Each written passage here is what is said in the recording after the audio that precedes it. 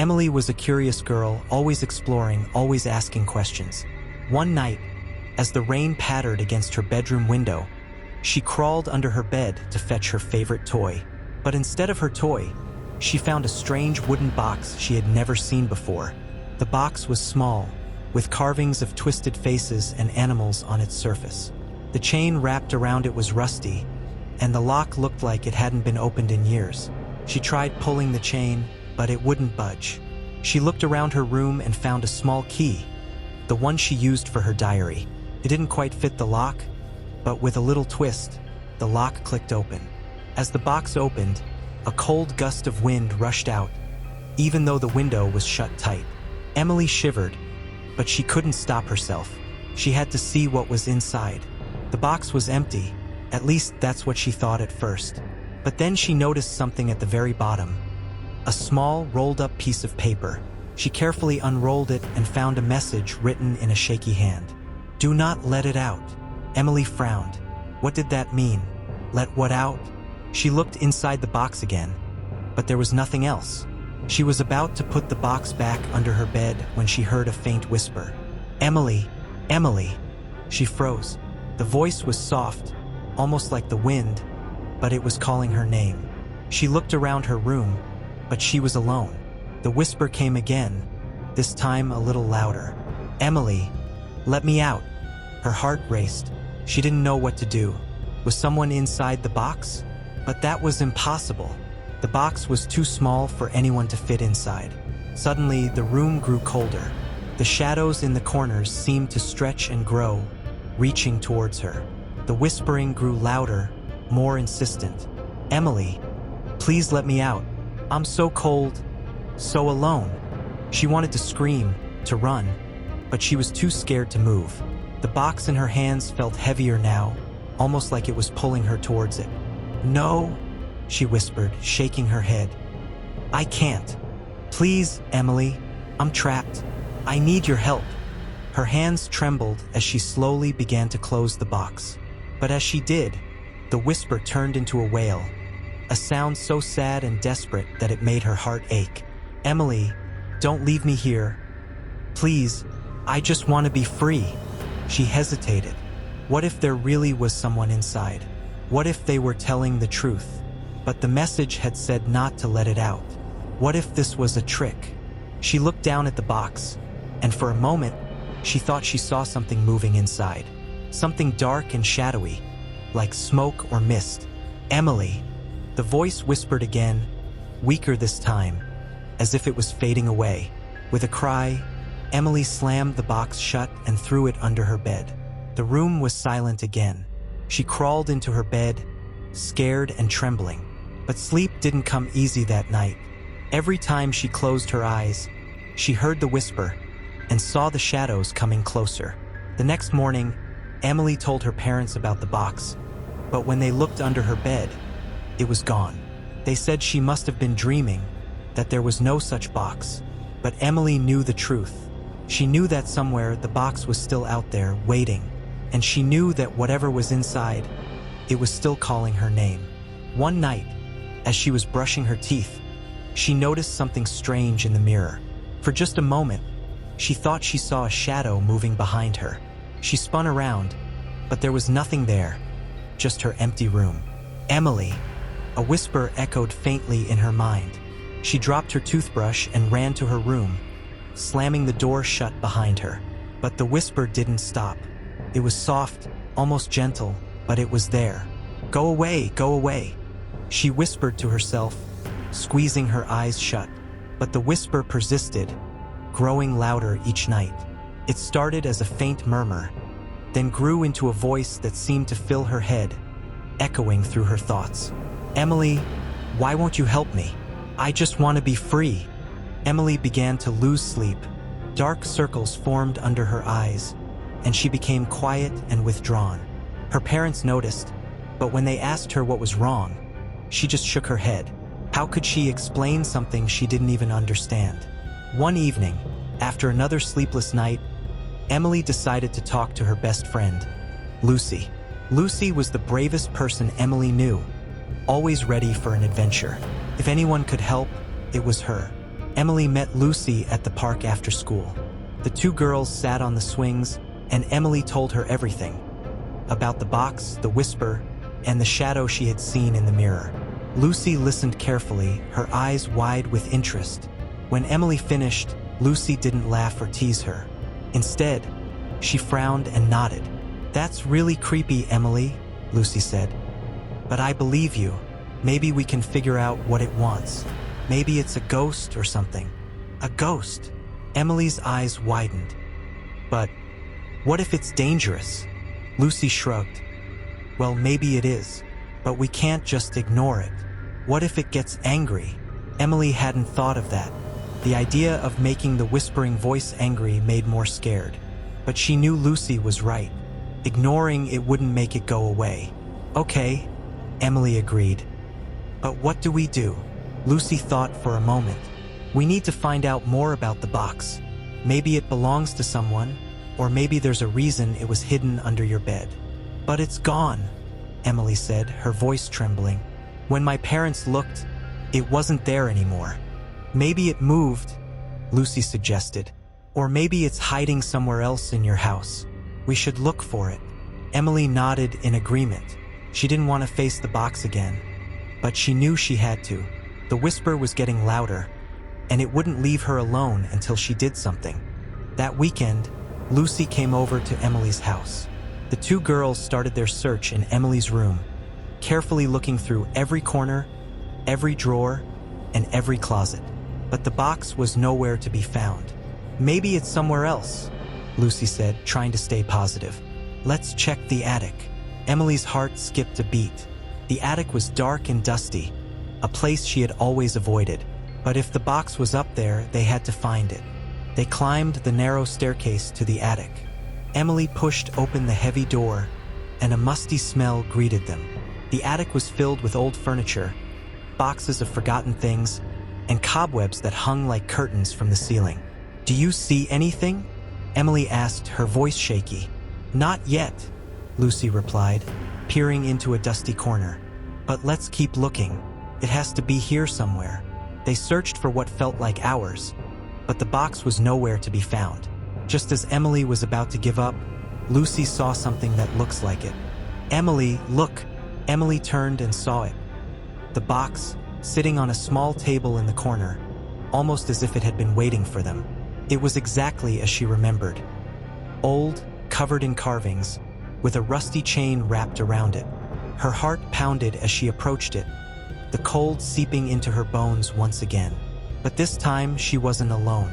Lucy was by her side, her hand on Emily's shoulder. "We have to open it," Lucy said, her voice steady. "We need to find out what's inside." Emily hesitated, but she knew Lucy was right. With trembling hands, she reached for the lock. To her surprise, it was already open.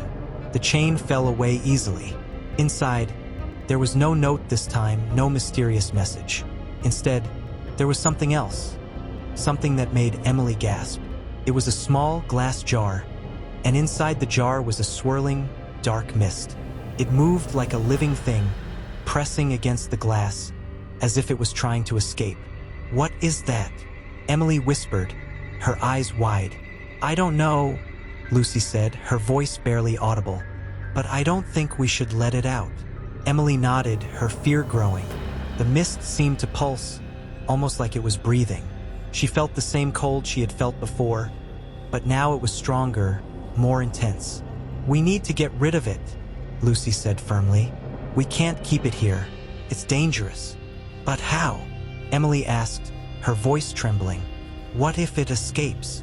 Lucy thought for a moment, then her eyes lit up. "We need to bury it, far away from here. If it's buried deep enough, maybe it won't be able to escape." Emily felt a surge of hope. Burying the jar sounded like a good idea. If they could hide it far enough away, maybe the whispering would stop and the ghost would leave her alone. "Let's do it," Emily agreed. "But we have to be careful." That night, after their parents had gone to bed, Emily and Lucy quietly slipped out of the house. Emily held the box tightly, the jar still inside, as they made their way to the woods at the edge of town. The trees loomed like dark giants above them, and the wind howled through the branches. The moon was high. The girls walked in silence, the only sound the crunch of leaves under their feet. Emily's heart pounded in her chest, each step bringing them closer to the spot where they would bury the jar. Finally, they reached a small clearing deep in the woods. It was a place they had often played in during the day, but at night it felt different, darker, more menacing. "This is the spot," Lucy said, her voice barely a whisper. "We'll bury it here." Emily nodded and set the box down on the ground. Lucy pulled out a small shovel she had brought with her, and together they began to dig. The earth was hard and cold, but they dug as deep as they could, their breath coming in short gasps. Finally, the hole was deep enough. Emily carefully lifted the jar out of the box and placed it in the hole. The mist inside swirled angrily, but the jar held it, keeping it contained. "Goodbye," Emily whispered, a tear slipping down her cheek. They quickly covered the jar with dirt, packing it down tightly. When they were done, the jar was completely buried, the earth smooth and undisturbed. For a moment, they stood in silence, staring at the spot where they had buried the jar. The wind had died down, and the woods were quiet. "Do you think it's over?" Emily asked, her voice trembling. "I hope so," Lucy replied, but her eyes were filled with doubt. "But if it's not, we'll figure it out. Together." They turned to leave, but as they did, the wind picked up again, whipping through the trees with a howling force. The girls clutched each other, fear gripping their hearts. And then, from the spot where they had buried the jar, they heard it, a faint, muffled whisper. "Emily." Emily's blood ran cold. The whisper was back, and this time it was stronger, more insistent. She could feel the cold seeping into her bones again, the shadows creeping closer. "Run!" Lucy shouted, grabbing Emily's hand. They sprinted through the woods, the whispering growing louder with each step. The trees seemed to close in around them, the shadows stretching and twisting like dark tendrils. Emily's heart pounded in her chest, fear driving her forward. Finally, they burst out of the woods and into the open field. The whispering stopped, and the cold seemed to lift, replaced by the warmth of the night air. They collapsed on the grass, panting, their hearts racing. Is it gone?" Emily asked, her voice shaking. "I don't know," Lucy replied, still catching her breath. The girls sat in the field, catching their breath and trying to calm their racing hearts. The warmth of the night air wrapped around them, but neither of them felt truly safe. Emily couldn't shake the feeling that the jar hadn't been enough to contain whatever was inside. "Lucy," Emily said, her voice barely a whisper, "what if it comes back? What if burying it wasn't enough?" Lucy stared up at the sky, her face thoughtful. "I don't know, Emily, but we did everything we could. Maybe it just needs more time to go away." Emily nodded, but deep down, she wasn't convinced. The whispering voice had been too strong, too desperate. It was almost like it had been waiting for them to come, like it had known they would try to get rid of it. The walk back to Emily's house was quiet and tense. Every rustle of leaves, every creak of branches, made them jump. By the time they reached the front door, they were both exhausted, but Emily knew she wouldn't be able to sleep. "Do you want to stay the night?" Emily asked, her voice small.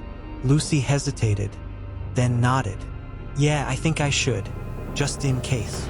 She called her parents to tell them she would be staying back at Emily's. They tiptoed upstairs, careful not to wake Emily's parents, and settled into Emily's room. Lucy spread out a sleeping bag on the floor while Emily climbed into bed. For a while, they lay there in the dark, neither of them saying anything. But the silence didn't last long. Just as Emily was starting to drift off, she heard it again. A faint whisper, so quiet it could have been the wind. But she knew it wasn't. She stiffened, her heart pounding. "Lucy," she whispered, barely daring to speak. "I hear it too," Lucy replied, her voice tight with fear. The whisper grew louder, more insistent, as if it was trying to reach them through the walls. Emily pulled the covers up to her chin, her eyes wide with terror. "Emily, let me out." The voice was clearer now, no longer muffled by the earth. It was as if it had followed them all the way back from the woods, slipping through the darkness like a snake. "What do we do?" Emily whispered, tears welling up in her eyes. "We have to stop it," Lucy said, her voice firm despite her fear. "We can't let it take control. We have to figure out what it wants." Emily nodded, wiping her eyes. But how could they stop something they couldn't see? Something they didn't understand? By morning, the whispering had stopped, but the fear lingered. Emily's parents noticed how tired and pale the girls looked, but they just assumed they had stayed up late playing. Emily wanted to tell them the truth, but she knew they wouldn't believe her. After breakfast, Emily and Lucy went to the park, hoping the fresh air and sunshine would help clear their minds. But even in the daylight, Emily couldn't shake the feeling that something was wrong. The birdsong, the laughter of children playing, it all seemed distant, like it was coming from another world. "Lucy," Emily said as they sat on a bench, "we have to figure out what that thing is. It's not going to stop until we do." Lucy nodded. "But where do we start? We don't even know what it is or where it came from."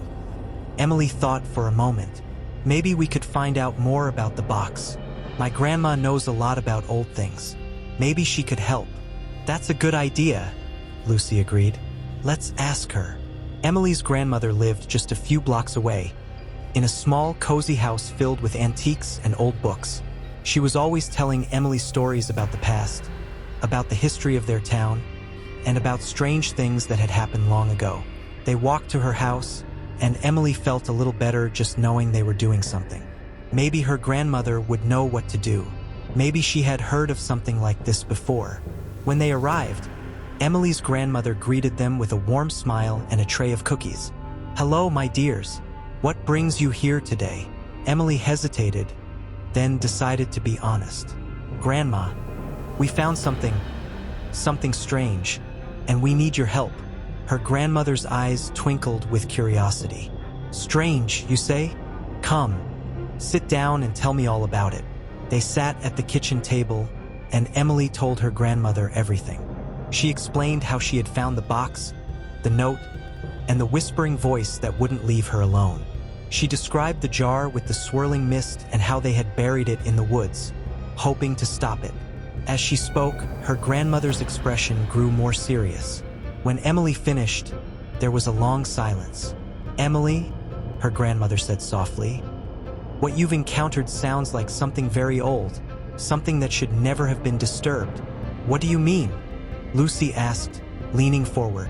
Her grandmother sighed, her face lined with worry. "There are stories, old stories, about spirits trapped in objects, bound by ancient magic. Sometimes these spirits are harmless, but other times, they are not. It sounds like you found one of the latter." Emily's heart sank. "What can we do? How do we get rid of it?" Her grandmother shook her head. "I'm afraid it's not that simple, dear. If the spirit was bound in that jar, there must have been a reason.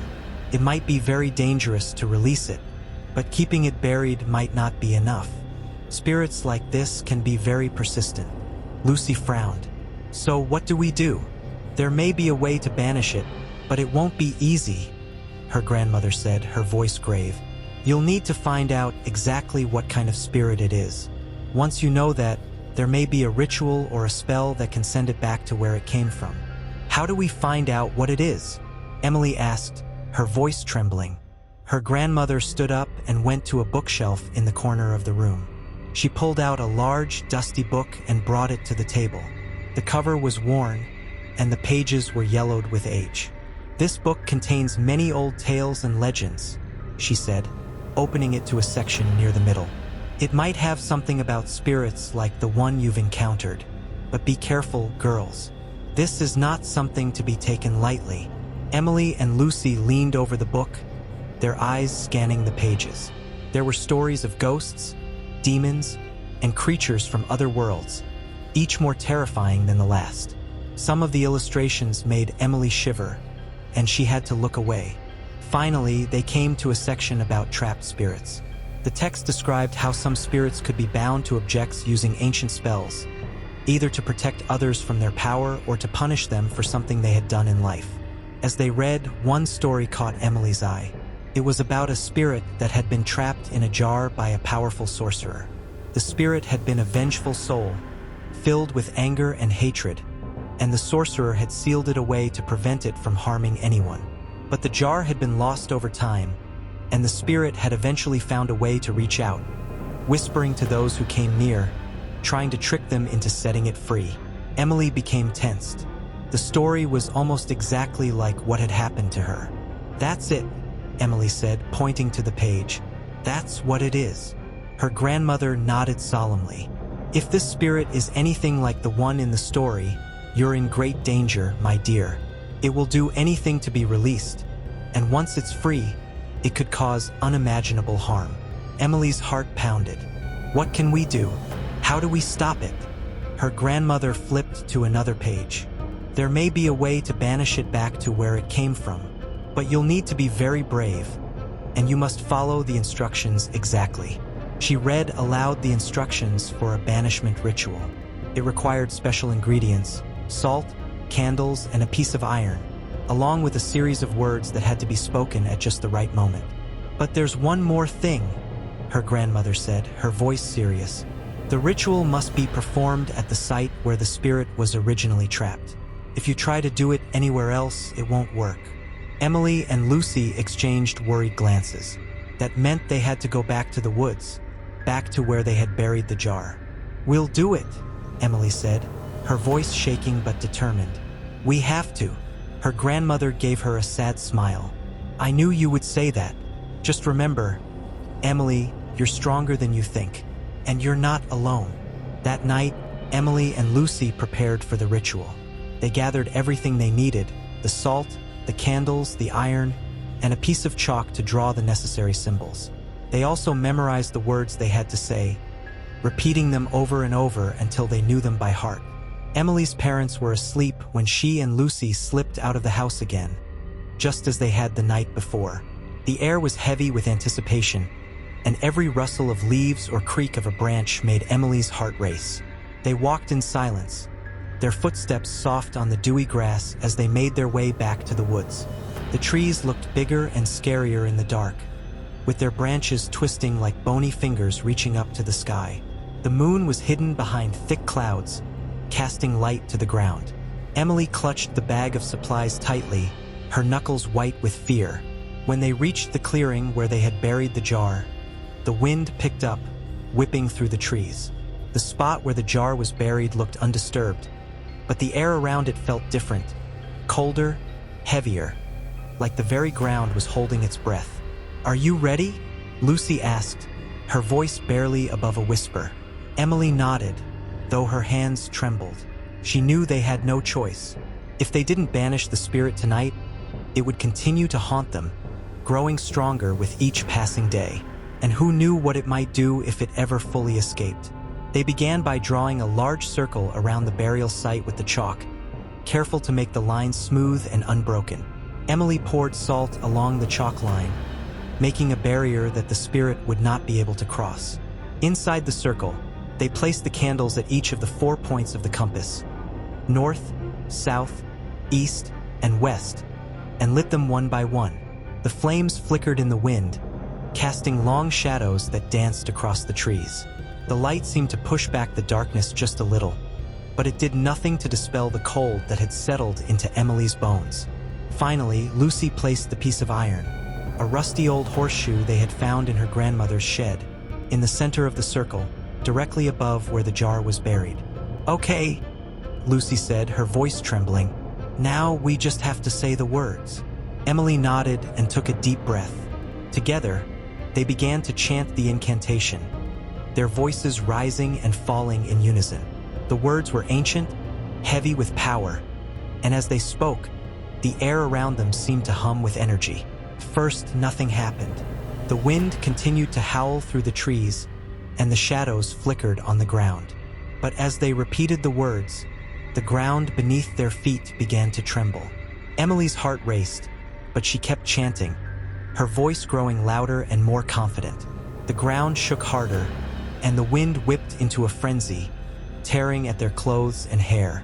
Then, with a deafening roar, the earth split open, and the jar burst from the ground, shattering into pieces. The dark mist that had been trapped inside erupted into the air, swirling around the circle in a furious storm. The mist writhed and twisted, trying to escape the circle, but the salt and the chalk held it in place. It slammed against the invisible barrier, shrieking in rage, but it couldn't break free. "Keep chanting," Lucy shouted over the noise, her voice strained with effort. They continued the incantation, their voices steady despite the terror that gripped their hearts. The mist began to shrink, drawn toward the iron at the center of the circle. It fought and screamed, but the pull was too strong. With a final, ear-splitting shriek, the mist was sucked into the iron, disappearing in a flash of blinding light. The wind died down and the ground stopped shaking. The forest fell silent, the only sound their ragged breathing.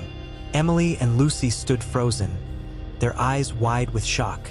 The circle of salt and chalk was undisturbed, and the candles still burned brightly, their flames steady in the now calm air.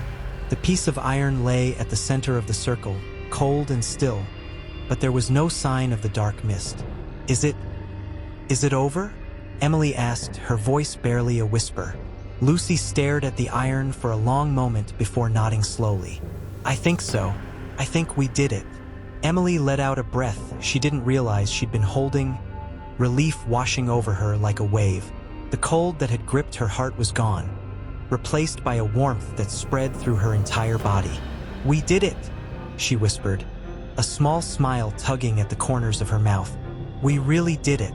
The walk back to Emily's house felt surreal, like they were moving through a dream. The world seemed quieter, more peaceful, and the oppressive weight that had hung over them for days was finally lifted.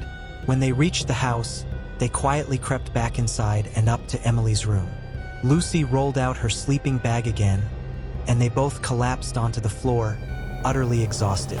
For the first time in what felt like forever, Emily slept soundly, her dreams filled with nothing but light and warmth.